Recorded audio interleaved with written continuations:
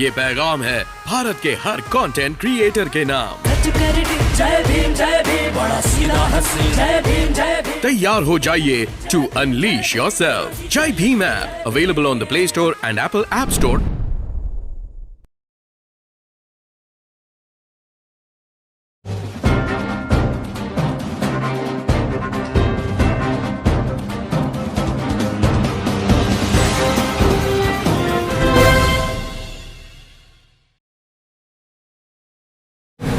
आज political justice party के हम जो है यहाँ गाजियाबाद कार्यालय पे हैं और देखा जाए तो पार्टी के राष्ट्रीय महासचिव मनोज कुमार सील जी और जिला अध्यक्ष जी और इसके अलावा जो है अरविंद कावला जी भी हमारे बीच हैं। आज जो है देखा जाए तो सील साहब आपने ये जो प्रेस वार्ता बुलाई है किस लिए बुलाई है, क्या कहना चाहते हैं आज प्रेस के सामने? देखिए, प्रेस वार्ता जो आप जैसे सम्मानित साथियों को बुलाया गया है, ये बताने के लिए बुलाया गया है कि 2022 का चुनाव सर पे है और पॉलिटिकल जस्टिस पार्टी का क्या स्टैंड रहेगा, तो उसी के रिगार्डिंग देखा जाए तो कहीं ना कहीं पॉलिटिकल जस्टिस पार्टी व समाजवादी पार्टी का आपस में एक अलायंस हुआ है, गठजोड़ हुआ है, जिसको महागठबंधन का नाम दिया जा रहा है। क्या लगता है आपको कि समाजवादी पार्टी का प्रत्याशी जो गाजियाबाद से चुनाव लड़ रहे हैं उनको पॉलिटिकल जस्टिस पार्टी के सहयोग से जिताया जाएगा?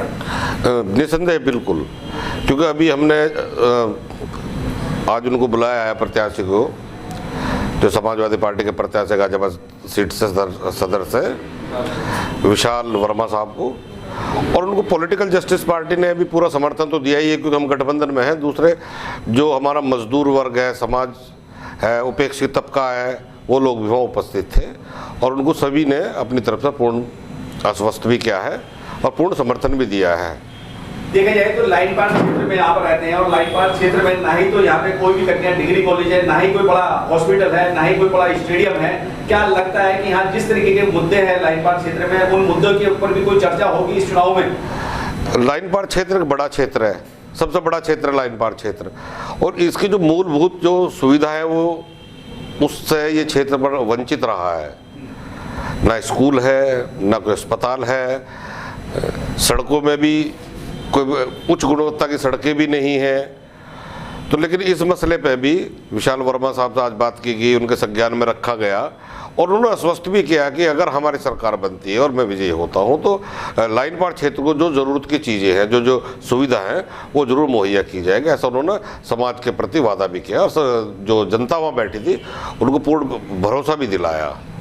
जिस तरीके से देखा जाए पॉलिटिकल जस्टिस पार्टी के राष्ट्रीय अध्यक्ष जो है खुद एक वाल्मीकि समाज से हैं और एक वाल्मीकि समाज को इकट्ठा करना इतना आसान काम नहीं है। कहीं ना कहीं किसी न किसी पार्टी से वो लोग कनेक्टेड रहते हैं। तो आप किस भरोसे के साथ कह सकते हैं कि पॉलिटिकल जस्टिस पार्टी के साथ जो लोग जुड़े हैं वो सपा को वोट करेंगे? नहीं, देखिए, जहाँ तक पॉलिटिकल जस्टिस पार्टी का सवाल है, हमारे राष्ट्रीय अध्यक्ष वाल्मीकि राजेश कुमार सिद्धार्थ साहब ने पूरे उत्तर प्रदेश का ही नहीं कई प्रदेशों का दौरा भी किया है और पॉलिटिकल जस्टिस पार्टी खाली वाल्मीकि समाज को रिप्रेजेंट नहीं करती है। पॉलिटिकल जस्टिस पार्टी गरीब, शोषित, वंचित, पीड़ित, सर्वहारा समाज, सामाजिक भेदभाव से त्रस्त वर्गों के लिए, मजदूर वर्गों के लिए, श्रमिक वर्ग के लिए, सर्वहारा समाज का प्रतिनिधित्व करती है। तो ये कहना मैं नहीं समझता कि उचित है, जायज है कि पॉलिटिकल जस्टिस पार्टी खाली वाल्मीकि समाज का प्रतिनिधित्व करती है।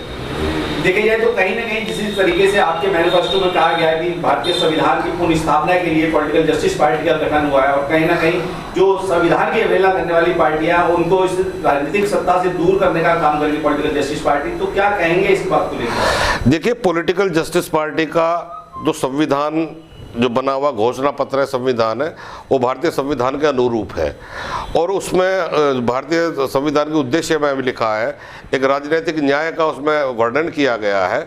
तो पॉलिटिकल जस्टिस पार्टी, हिंदी में अगर बोलते राजनीतिक न्याय पार्टी, तो पॉलिटिकल जस्टिस पार्टी का जो स्टैंड ये है कि जिन वर्गों को, जो उपेक्षित वर्ग है, जिनको राजनीति में भी हिस्सेदारी नहीं मिली, भागीदारी नहीं मिली, उनको पूर्णतः हम बिल्कुल समाज की मुख्य धारा में लाएंगे और उनको प्रतिनिधित्व देंगे। पॉलिटिकल जस्टिस पार्टी इस बात के लिए वचनबद्ध है। जिस तरीके से केंद्र की सरकार पिछले 7 सालों से केंद्र में राज कर रही है और स्टेट गवर्नमेंट की बात करें तो 4.5 साल से वो भी राज कर रही है, कहीं ना कहीं दोनों सरकारों ने मिलकर जो है शोषित पीड़ित वंचित समाज का जो तबका है, जिसकी बहुत बड़ी तादाद है, उसका शोषण करने का काम किया। क्या political justice party Samajwadi party के साथ मिलकर उनको न्याय दिला पाएगी? देखिए, जब पॉलिटिकल जस्टिस पार्टी का गठबंधन लखनऊ में हुआ, हमारे राष्ट्रीय अध्यक्ष बालीवी राजेश कुमार सिद्धार्थ साहब वहाँ पे थे, तो जो उपेक्षित वर्गों की, मजदूर वर्गों की, कर्मचारी वर्गों की जो समस्याएं थी, ठेली पटरी वालों की जो समस्याएं थी, सामाजिक भेदभाव से तरह समाजों की जो मूलभूत सुविधा थी, मूलभूत समस्याएं थी, उनको बहुत भली भांति अवगत कराया गया, हर पहलू पर चर्चा की गई। और माननीय अखिलेश यादव जी ने ये आश्वस्त भी किया पॉलिटिकल जस्टिस पार्टी के राष्ट्रीय अध्यक्ष को कि अगर हम लोग 2022 में सत्ता में आते हैं तो जो भी ये समस्याएं आपने दी है, क्योंकि हमने समस्या ही नहीं बताई इन वर्गों की, उनके सुझाव भी उन्हें बताए कि आप ऐसा करेंगे तो ये समस्या हल भी होगी और समाज मुख्य धारा में भी आएगा। तो उन्होंने पूरी विश्वसनीयता के साथ हमें आश्वस्त किया है कि अगर हमारी सरकार 2000 पार्टियां गठबंधन की सरकार बनती है तो इन सब चीज़ों को फर्स्ट प्रायोरिटी पर रखा जाएगा, जिसमें कर्मचारी वर्ग को भी हमने बड़ी प्रमुखता से इनकी समस्याओं को लिया। खासकर सफाई कर्मचारी वर्ग जो है उपेक्षित वर्ग है, जिसका बीजेपी के 8 साल के शासन में केंद्र में भी और 5 साल के शासन में प्रदेश में भी उनके लिए कभी कोई संजीदगी से इनके बारे में सोचा ही नहीं गया। जिस तरीके से देखा जाए तो निजीकरण जो है एक अजगर की तरह जो है पूरे कर्मचारियों के हक अधिकार को निगलने का काम कर रहा है। क्या समाजवादी पार्टी की सरकार में और पॉलिटिकल जस्टिस पार्टी की सरकार में उस निजीकरण की व्यवस्था को खत्म किया जाएगा? देखिए, पॉलिटिकल जस्टिस पार्टी निजीकरण का पूर्ण विरोध करती है पूरी तरह से। ये तो ब्रिटिश साम्राज्य के याद दिलाते हैं, 2 बेचने वाले 2 खरीदने वाले। जब इस देश में जो सरकारी संस्थान नहीं रहेंगे तो ये देश कहाँ जाएगा? निजीकरण से मुझे नहीं लगता पूरे विश्व में निजीकरण से किसी देश का, किसी समाज का, किसी वर्ग का विकास हुआ हो, क्योंकि व्यापारी लोग हैं वो तो अपने नफे नुकसान के बारे में सोचेंगे, वो उपेक्षित जनता के लिए क्यों सोचेंगे? वो जिस तरीके से देखा जाए समाजवादी पार्टी कार्यालय से जो एक मैनिफेस्टो लागू किया गया उसमें बताया गया कि 300 यूनिट बिजली फ्री दी जाएगी, किसानों के बिल माफ किए जाएंगे, बेरोजगारों को जो है उनका मानदेय भत्ता दिया जाएगा। इसके अलावा जो शिक्षा के क्षेत्र की बात की जाए तो नए स्कूल, डिग्री कॉलेज खोले जाएंगे। क्या आपको लगता है कि समाजवादी पार्टी की सरकार बनने पर ये सब काम पूरे होंगे? नहीं, बिल्कुल बिल्कुल, क्योंकि जो गठबंधन हुआ है उसमें जो भी गठबंधन में शामिल पार्टियां हैं, चाहे पॉलिटिकल जस्टिस पार्टी है, चाहे RLD है या और भी हमारे गठबंधन की पार्टी है, उनके सबके जो जनहित के कार्य है, जनहित में वो विश्वास करती हैं, जन कल्याण के कार्यों में विश्वास करती हैं, तो निसंदेह होगा। आखिर में चलते चलते देश और दुनिया और राष्ट्र के नाम को एक संबोधन की बात की जाए, उनको एक संदेश की बात की जाए तो क्या कहेंगे? देखिए, मैं पॉलिटिकल जस्टिस पार्टी की तरफ से अपने प्रदेशवासियों को यही कहना चाहूँगा कि जो बीजेपी का शासन काल रहा है पीछे, और 2022 का भी इलेक्शन 10 फरवरी को है, तो कम से कम उनके क्रियाकलापों पे भी ध्यान दिया जाए और मतदान के दिन समाजवादी पार्टी के महागठबंधन को विजयी बनाया जाए।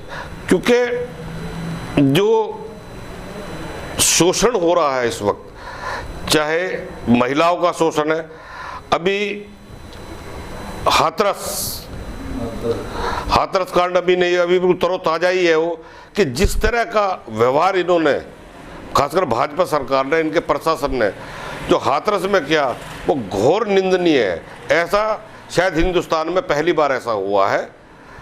तो मैं ये अपने प्रदेश की जनता से कहूँगा कि जब आप वोट करें तो कम से कम हाथरस जैसे, उन्नाव जैसे, एटा मैनपुरी जैसे, बुलंदशहर जैसे कांड, बेरोजगारों की समस्या, कोरोना काल में जो मजदूर मरे हैं, पैदल गए हैं, कोई ब्रीफकेस में बच्चों को लेकर घूम रहे, मृत शरीर को कंधों पे लेकर घूम रहे, कम से कम इस चुनाव में उन सब चीज़ों को एक बार पुनर्विचार करें, उनकी पुनः समीक्षा करें और जब जाकर वोट करें और पॉलिटिकल जस्टिस पार्टी का जो गठबंधन है, महागठबंधन समाजवादी से, इनको विजय बनाए। मेरी ये अपने देश की, प्रदेश की जनता से अपील है। ठीक है सर। ये पैगाम है भारत के हर कंटेंट क्रिएटर के नाम। जय भीम बड़ा सीधा हंसी, जय भीम तैयार हो जाइए to unleash yourself. Jai Bhim app available on the Play Store and Apple App store